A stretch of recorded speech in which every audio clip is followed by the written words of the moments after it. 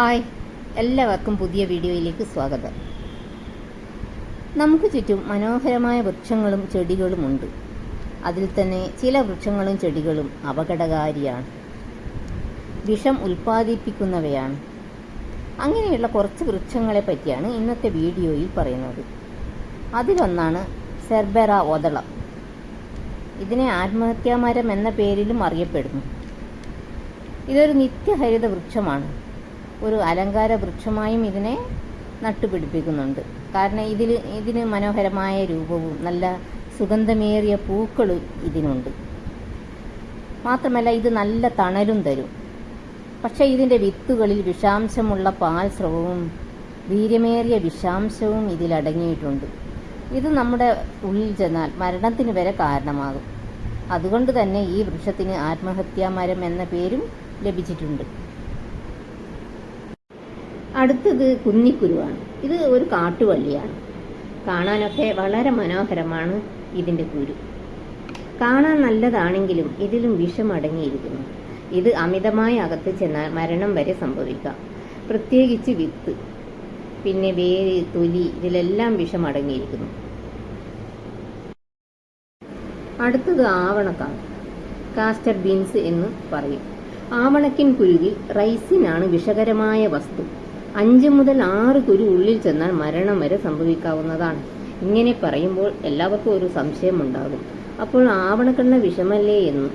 അല്ല, കാരണം ആവണക്കിൻ കുരുവിൽ നിന്നും തൈലം വേർതിരിക്കുമ്പോൾ ഉണ്ടാകുന്ന ചൂട് കൊണ്ട് റൈസിൻ എന്ന വിഷാംശം തൈലത്തിലേക്ക് വരുന്നില്ല.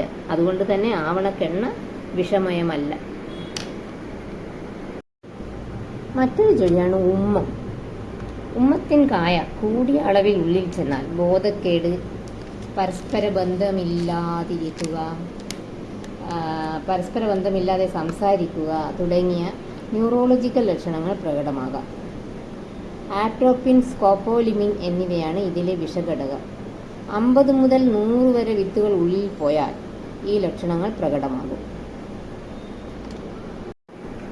മറ്റൊരു ചെടിയാണ് അരളിച്ചെടി. ഇത് കാണാൻ വളരെ മനോഹരമാണ്.